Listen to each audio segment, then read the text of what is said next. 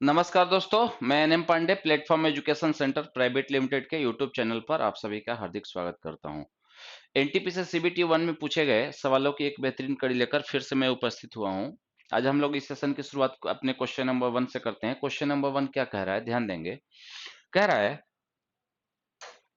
पिछले वर्ष एक प्रतियोगी परीक्षा में 3 खंड थे। उनमें से 33 छात्रों ने खंड ए में कट ऑफ क्लियर किया, 34 छात्रों ने खंड बी में कट ऑफ क्लियर किया तथा 32 छात्रों ने खंड सी में कट ऑफ क्लियर किया।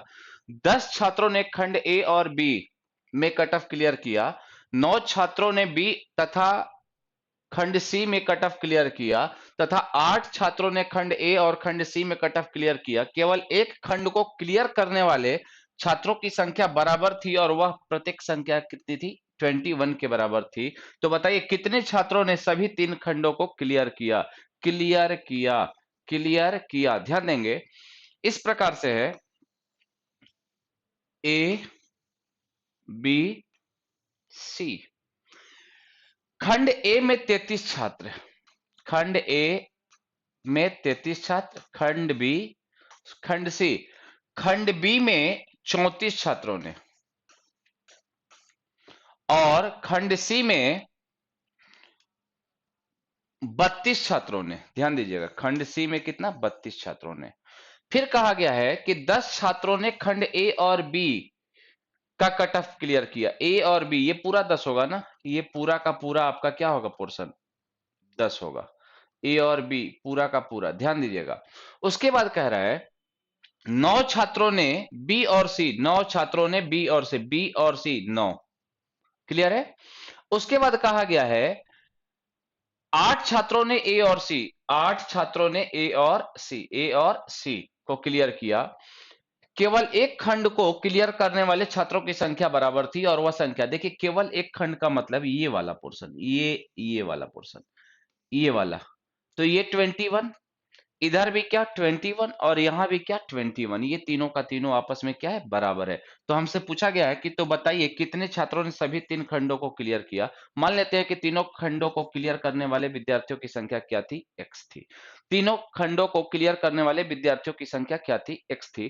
ध्यान दीजिए, इस सर्कल में अगर हम बात करें तो इन सबको जोड़ने पर तो आप लिखेंगे 21 प्लस कितना? 10 प्लस 8 और माइनस एक्स करना पड़ेगा। क्यों? क्योंकि इस वाले में भी लेंगे तो एक्स आ जाएगा और इस वाले में भी लेंगे तो एक्स आएगा, अर्थात 2 बार एक्स आ जाएगा। यानी एक्स को माइनस करेंगे और ये बराबर हो जाएगा कितना? 33 के बराबर। 21 और 10 31, 31 और 8 कितना? 39। 39 माइनस एक्स बराबर 33। बताइए एक्स का वैल्यू हो जाएगा, एक्स का वैल्यू जो होगा 6 हो जाएगा। यानी तीनों खंड क्लियर करने वाले, तीनों खंड क्लियर करने वाले विद्यार्थियों की संख्या जो थी वह 6 थी। Option number C, option number C is the right answer. Next question की ओर हम लोग आगे बढ़ते हैं। नेक्स्ट क्वेश्चन क्या कह रहा है, ध्यान देंगे। समानांतर चतुर्भुज एबीसीडी में एएल और सीएम क्रमशः सीडी और एडी के अभिलंब है। एएल बराबर 20 सेंटीमीटर, सीडी बराबर 18 सेंटीमीटर, जबकि सीएम का वैल्यू दिया हुआ है 15 सेंटीमीटर। तो उस समानांतर चतुर्भुज का परिमाप क्या होगा? देखिए एक समानांतर चतुर्भुज है ए बी सी डी, एक समानांतर चतुर्भुज है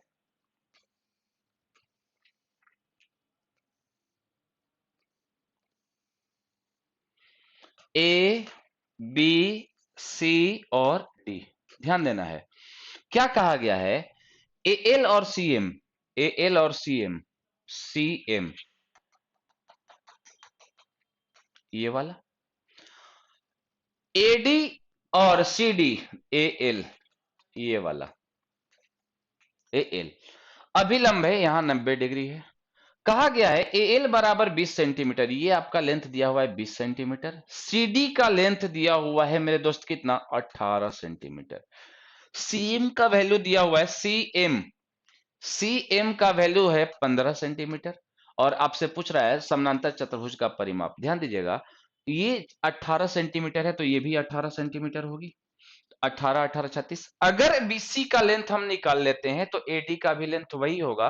तो बीसी और एडी दोनों बराबर होंगे तो BC plus AD plus CD plus क्या? एबी। यही उस समानांतर चतुर्भुज का पैरेललोग्राम का पेरीमीटर हो जाएगा। ध्यान देंगे, अगर हम बात करें समानांतर चतुर्भुज का एरिया अगर आप इसको बेस मानते हैं तो हो जाएगा बेस 18 इंटू क्या हाइट एल का वैल्यू 20, एल का वैल्यू 20।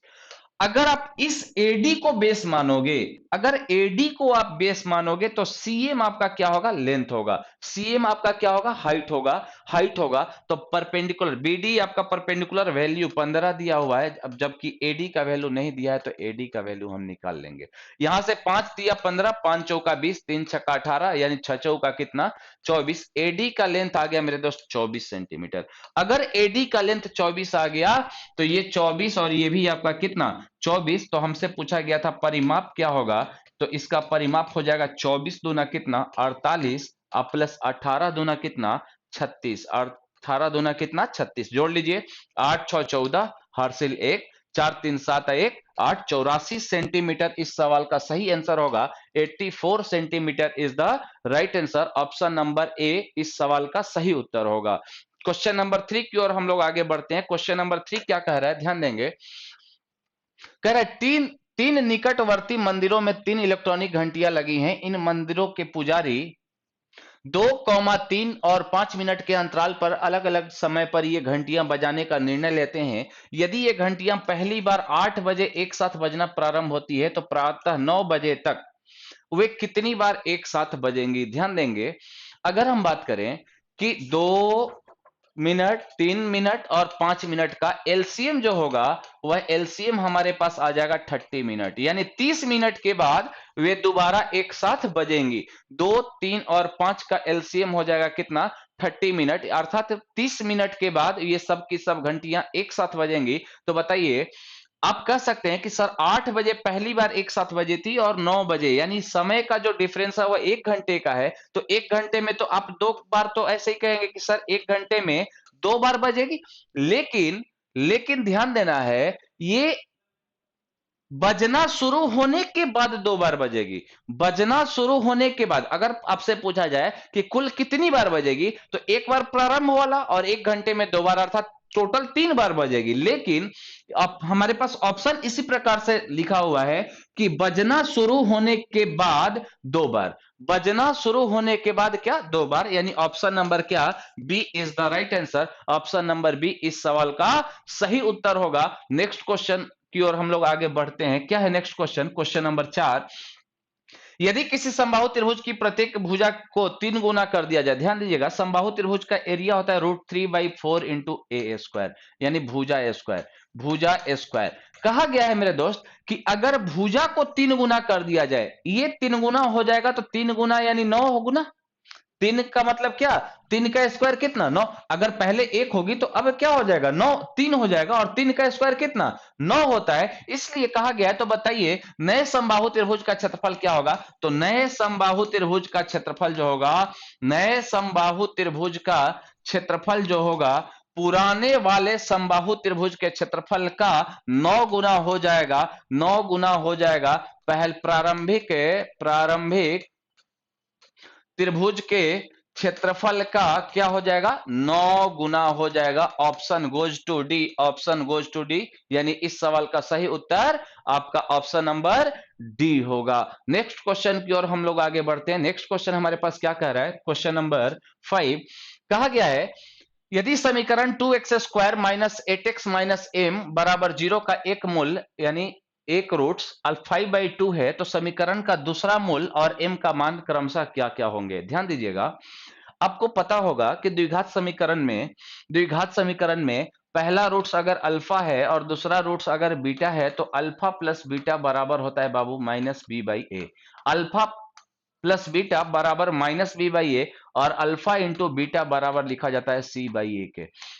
मूलों का योगफल जो होता है -b/a और मूलों का गुणनफल जो होता है c/a के बराबर होता है। अगर हम बात करें अल्फा प्लस बीटा, ध्यान दीजिएगा, अगर इसको हम अल्फा मान ले तो बीटा हमें कैलकुलेट करना है, अर्थात आप कहेंगे अल्फा प्लस बीटा यानी 5/2 प्लस बीटा बराबर -b/a, और ध्यान दीजिएगा -b/a का मतलब हो गया -8 यानी कितना +8 बटा कितना a का वैल्यू 2, यानी आप ध्यान देंगे बीटा का जो वैल्यू होगा 4 माइनस 5/2 हो जाएगा, यानी 4 दूना 8, 8 में से 5 घटेगा 3/2, यानी पहला मूल तो हमारे पास दिया हुआ था 5/2, लेकिन दूसरा मूल हमने निकाल लिया कितना, 3/2। दूसरा मूल हमने निकाल लिया 3/2। अब ध्यान देंगे, अगला रिलेशन आपका जब अल्फा इंटू बीटा बराबर सी बाई ए है, तो अल्फा का मान हमारे पास 5/2 था और बीटा का मान हमने निकाल लिया 3/2, और ये बराबर होगा मेरे दोस्त सी बाई ए के, और सी का वैल्यू आप देख ले क्या है, -m/2। तो -m/2 के बराबर, 2 से 2 खत्म, यानी m का जो वैल्यू हो जाएगा 5 तिया 15, -15 बटा कितना 2, -15/2, ऑप्शन गोज टू सी, 3/2 और -15 बटा कितना 2 इज द राइट आंसर। इस सवाल का सही उत्तर जो होगा ऑप्शन नंबर सी होगा, 3/2 और -15/2। इस सेशन में हम लोग इतना ही रखेंगे। हम लोग ये जो सेशन चल रहा है एनटीपीसी सीबीटी 1 वाला, ये बहुत बेहतरीन सेशन होगा, क्योंकि यहां से भी सवाल आपके सीबीटी 2 में पूछे जा सकते हैं, और बिल्कुल ही पूछे जाएंगे, इसकी प्रबल संभावना है। इसलिए इसको वीडियो को आप देखते रहें, और ये ऐसा कंटिन्यू 5 क्वेश्चन का पर डे आपको रोज का रोज मिलता रहेगा इस प्रकार का वीडियो। तब तक के लिए आप अपना ख्याल रखिए। Bye bye, take care.